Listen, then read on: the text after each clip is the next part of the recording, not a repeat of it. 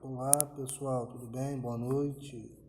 A paz do Senhor Jesus Cristo, canal EBD Ponto Simplificada está aí no ar nessa noite de terça-feira para que venhamos aí aprender um pouco mais da palavra do nosso Senhor e Salvador Jesus Cristo, né?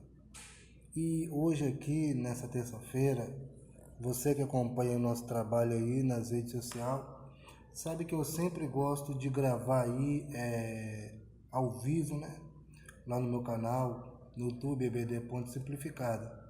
Só que devido à internet estar com um problema aqui, não estou conseguindo aí entrar ao vivo, mas aí me veio aqui, né, essa alternativa de gravar aí pela câmera do celular, amém? Se caso a imagem aí tiver, né, um pouco ruim, me perdoe aí, mas eu creio que o Espírito Santo de Deus, né, vem agir no meio de nós nessa noite de ensinamento, né, por mais das nossas dificuldades, no qual, né, acabei de dizer agora. Mas para mim é um prazer ter você aqui no meu canal. Deus abençoe. Bom dia, boa tarde, boa noite, né, de acordo com o período aí que você for ler, for ver aí essa lição, for assistir aí essa lição, amém? Então, como eu falei, nós vamos entrar aqui no estudo dessa noite, né? Lição de número 2, né, da revista da Escola Bíblica Dominical do segundo trimestre, que tem um tema aí, né? E o verbo se fez carne. Jesus sob o olhar do apóstolo do amor, no qual é voltado ali para o Evangelho de João, né? O apóstolo João. Então, a lição dessa noite é de número 2, com o tema, né?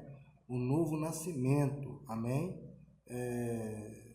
No decorrer da lição, os irmãos vão observar que determinados assuntos que vai ser citado no começo, eu não vou estar explicando, porque senão eu vou estar adiantando a lição, porque graças a Deus essa segunda lição ela está bastante explicativa aí para nós, amém? Então, uma palavra que nós vamos ler aqui agora, lá na frente vamos ter aí a explicação dessa palavra aí no qual vou estar lendo para você, amém? Então, se caso no primeiro momento você vê que eu não expliquei, é porque lá na frente nós vamos saber o significado dessa palavra, amém? Texto áureo, né? Jesus respondeu e disse-lhe: na verdade te digo, que aquele que não nasce de novo não pode ver o reino de Deus, né? Evangelho de João, capítulo 3, no seu versículo 3, né? A verdade prática vai nos dizer: o novo nascimento é o modo bíblico de transformação radical da natureza do pecador. Então, como eu falei, que as lições estão bastante explicativas, graças a Deus, e a verdade prática está aqui explicando o texto áureo, né? Um resumo, né? O novo nascimento e o modo bíblico transformação radical da natureza do pecador. Então vai estar relacionado, né, uma nova natureza, de como a Bíblia, né, a palavra de Deus transforma, não um pouco, né, nem pela metade, mas radicalmente, né, uma transformação radical, né, que nos qual nos leva, né, como podemos dizer assim, nos leva, perdão aí que no momento eu não estou encontrando aqui uma palavra correta para, né, botar aqui para que venhamos entender melhor, mas uma transformação radical que até mesmo serve como um testemunho, né? Era isso que eu queria dizer aí, né?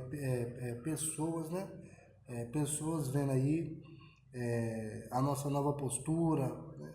Podemos dizer esse exemplo simples aí, amém? No qual veio aqui na minha mente. A leitura bíblica em classe vai dizer o seguinte: Evangelho de João, capítulo 3, verso 1 do 9 até ao 16, né? Vai dizer assim: E havia entre os fariseus um homem chamado Nicodemos, príncipe dos judeus. Este foi ter de noite com Jesus e disse: Rabi, bem sabemos que és mestre, vindo de Deus, porque ninguém pode fazer estes sinais que tu fazes, se Deus não for com ele. Uma coisa que chama aqui a atenção, que é o tema central, né? Aqui o personagem principal também é esse diálogo, né, de Nicodemos com Jesus. Nicodemos, né, era um príncipe ali da sua região, né, podemos dizer assim, e também ele tinha grande influência no Sinédrio, né, Sinédrio no qual servia aí como uma espécie de tribunal para o povo daquela época, né. Existiam aí as leis, e se transgredisse, né, você era transferido para lá para ser julgado segundo o seu ato. Amém? E Nicodemos, né, fazia parte ali da seita dos fariseus, né, fazia parte ali do Sinédrio, né? Então não foi qualquer um que foi ter com Jesus de noite, né, que foi ter aí um diálogo com Jesus de noite. E observa que, podemos dizer assim, devido à sua posição social, né, no qual ele exercia, né, ele foi ter com Jesus, tirar uma dúvida, né? E também observa uma coisa interessante, ele reconhecia, né? Ele reconhecia quem era Jesus, né? Rabi é mestre, né? E ele reconheceu, né? No próprio texto a gente vê, por quê? Porque ele diz, ó, é que um homem natural não é capaz de fazer isso, mas sim só um que, né, enviado da parte de Deus. Então, por mais da sua oposição, entre aspas, ele reconhecia, né, os feitos ali de Jesus, os milagres de Jesus, né? Ele mesmo diz, né, que se Deus não for com a pessoa, não teria como ter feito isso. Vamos aqui seguir, verso 3. Jesus respondeu e disse: na verdade te digo, que aquele que não nasce de novo não pode ver o reino de Deus. Disse-lhe Nicodemos: como pode um homem nascer sendo velho? Né? Ele estava ali com a dúvida depois do que Jesus Cristo disse a ele. Né? Como pode um homem velho nascer de novo? Né?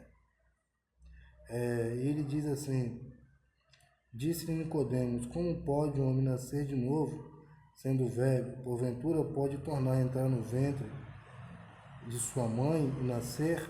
Uma pergunta, né?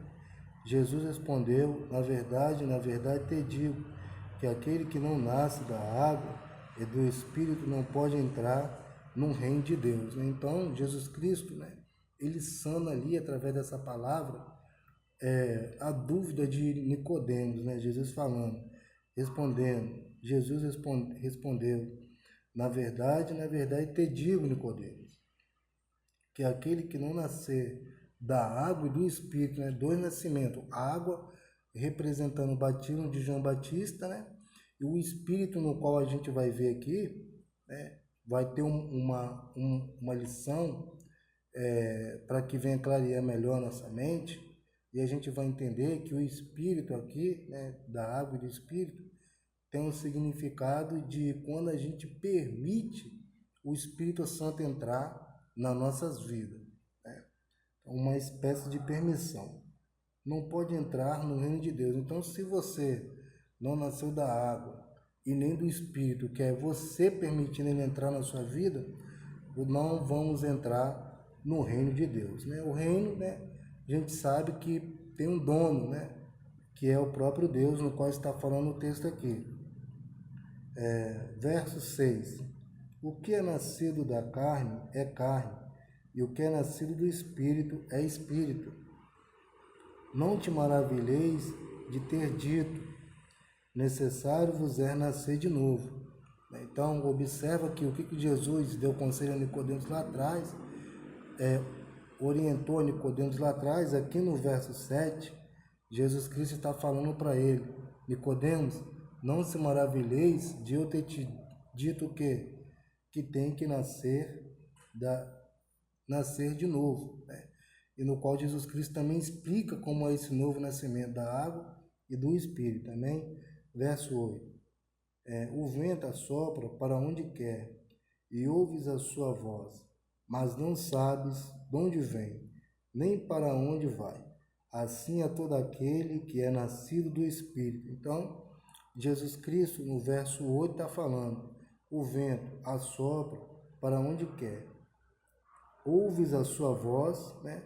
Mas não sabes de onde vem, nem para onde vai.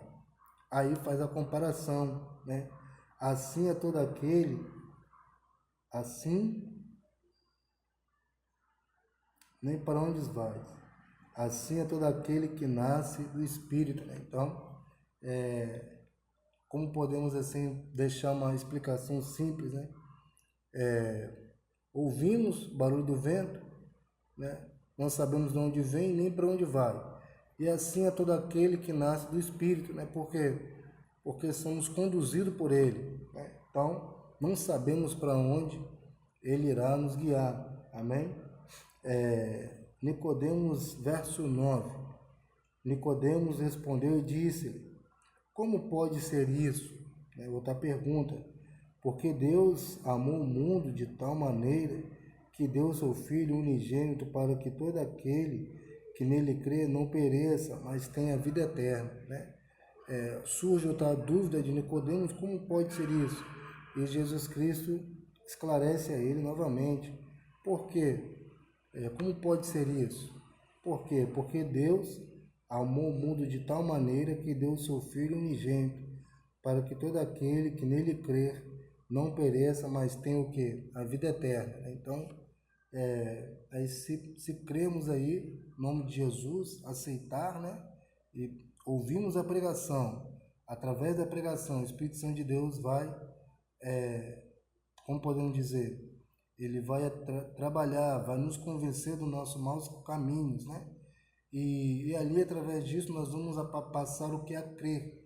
Mas observa que há etapas, né? Igual fala que a fé é pelo ouvir a palavra de Deus. Né? Romanos, né? Se não falha a memória, né? Está falando, né? Mas tudo para isso também, como fala lá, né? Tem que ter o quê? Quem pregue, quem leva o evangelho. Para quê? Através de ouvir a palavra de Deus, nós vamos crer, né? Se ouvirmos outra coisa, também não cremos, né? Mas tudo vem através do ouvir, amém? Uma explicação simples aí para nós, tá bom? E ele fala, né? Porque ele vê, Filho unigênito de Deus, para que todo que nele crer, que não venha perecer se destruir, né? Mas que tenhamos o que? A vida eterna, algo, né? Futuro, amém? Eu quero aqui agradecer aí, peça aí a sua curtida, o seu link, amém? Seu comentário. Vamos ler aqui a introdução, amém? Nesta lição estudaremos uma das mais significativas obras do Espírito Santo, a regeneração, com base no diálogo entre Jesus e Nicodemos. Analisaremos a realidade do novo nascimento, percebendo a regeneração como uma ação única de Deus, por meio do Espírito.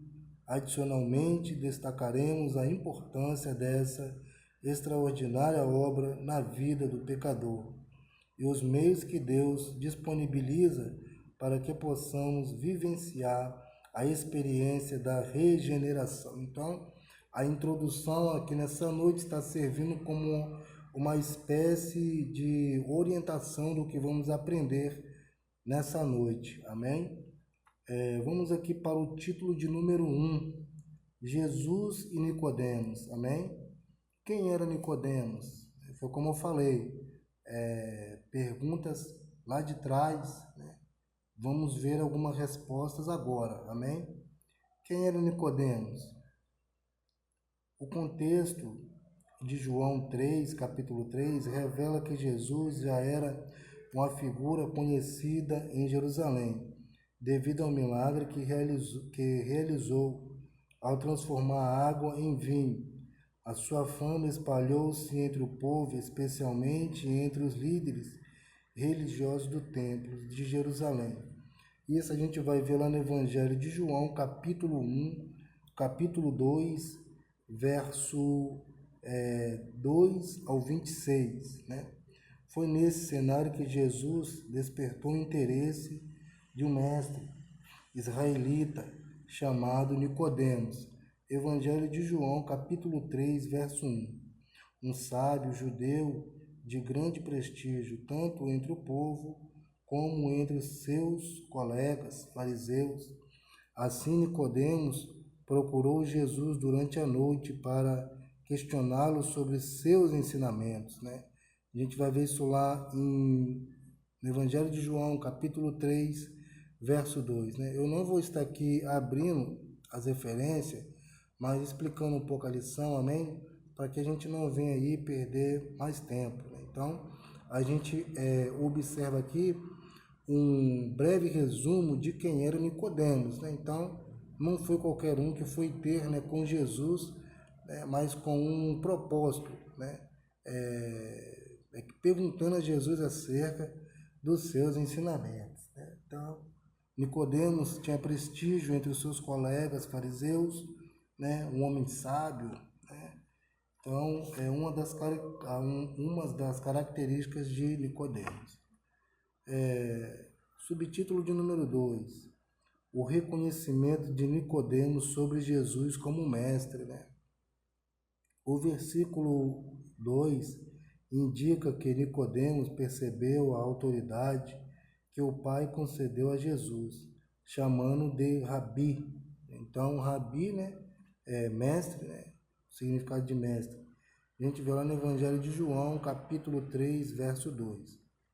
Neste contexto, nota-se que não existia hostilidade nas palavras de Nicodemos para com Jesus, mas sim um genuíno interesse em compreender o ensino novo apresentado pelo nosso Senhor. Este interesse também decorre do conhecimento de Nicodemos em relação aos milagres realizados por Jesus, que demonstraram que nosso Senhor era mais do que um simples mestre, era um enviado de Deus. Então, Nicodemos, ele não foi no intuito, né, num intuito ruim, né, de uma abordagem a Jesus Cristo, né, ruim, né, como os seus demais colegas aí, né, fariseus, que no decorrer do evangelho a gente vê, né, que era ali com perguntas para poder pegar Jesus. Mas sim, ele foi ali, né, podemos dizer assim, humilde, né, querendo saber sobre esse novo ensinamento, né, no qual era diferente, no qual ele tinha aprendido ali. Amém? Subtítulo de número 3. Diálogo entre Jesus e Nicodemos. A partir do versículo 3, a afirmação de Jesus sobre o conceito de nascer de novo é nascer da água e do Espírito para poder ver o reino de Deus. Deixa Nicodemos perplexo. Evangelho de João, capítulo 3, verso 3 ao 5, do 5 ao 6.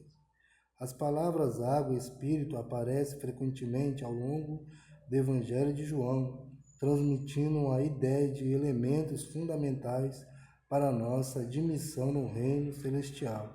Desta forma, a referência à água e ao Espírito recorda-nos a mensagem de João Batista sobre o arrependimento dos pecados. É uma nova forma de viver. Evangelho de João, capítulo 3, verso 31. Também no Evangelho de Mateus, capítulo 3, verso 10 ao 12, né? Então, observa que fazendo ali, né, referência ao batismo de João, né? E também o Espírito Santo, para que, coligando esses dois, podemos aí ter direito, né, à nossa nova morada, né, no futuro, né? E sabemos que é um futuro próximo, né, no qual não sabemos nem o dia nem a hora. Amém? Texto de número 2, olha o que diz: o novo nascimento, a obra de regeneração. Vamos saber aqui um pouco o significado de regeneração, amém? Subtítulo de número 1, o novo nascimento. A palavra regeneração tem origem no termo grego palingenésia, né? Palingenésia, que significa literalmente voltar a ser gerado novamente. Então, a palavra regenerado, no grego, né, na língua grega, tem um significado, na língua grega, significa palingenésia, né, palingenésia, que tem o significado de voltar a ser gerado novamente.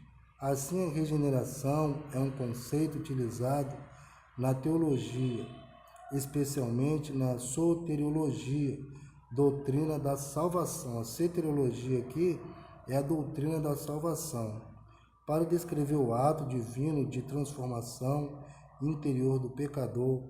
A expressão novo nascimento está vinculada à doutrina bíblica da regeneração, né, referindo-se a uma mudança realizada pela graça quanto pecador que possui uma natureza carnal corrompida e caída em pecado, passa a ter uma nova natureza, agora purificada e espiritualmente restaurada. Vamos encontrar aqui na Epístola de Tiago, capítulo 1, verso 18 ao 21. Jesus abordou este tema quando falou a Nicodemos: aquele que não nasce de novo não pode ver o reino de Deus. Evangelho de João, capítulo 3, verso 3. Né? Então, um tema aqui, né, muito importante, né? Falando aqui sobre a doutrina da salvação, né? Dando referência aqui na epístola aí de Tiago, né? Mostrando aqui um arrependimento do pecador, né? Subtítulo de número 2, amém? A regeneração como obra exclusiva de Deus. Então, a regeneração não pertence a mim nem a você, mas exclusivamente de Deus, amém? Vamos lá.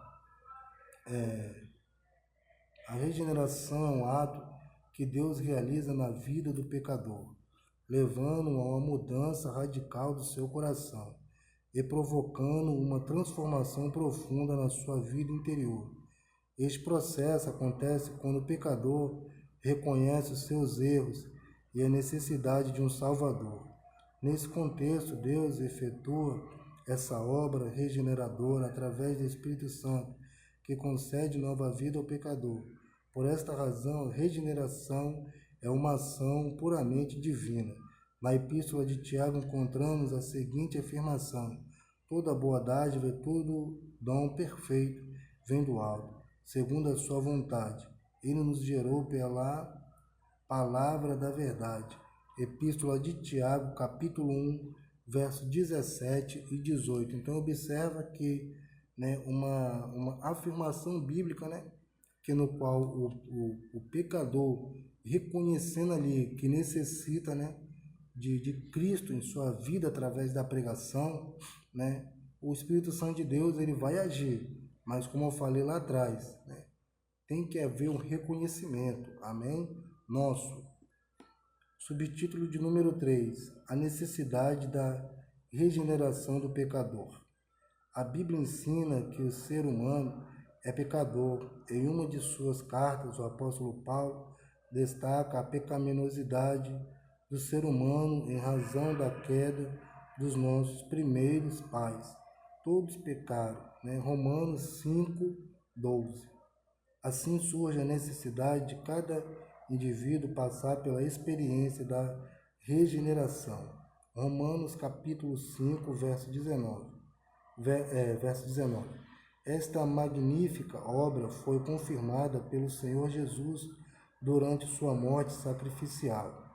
Filipenses capítulo 2, verso 8. Na cruz ele conquistou a oportunidade de vivermos uma nova vida. Primeira Epístola de Pedro, capítulo 3, verso 19.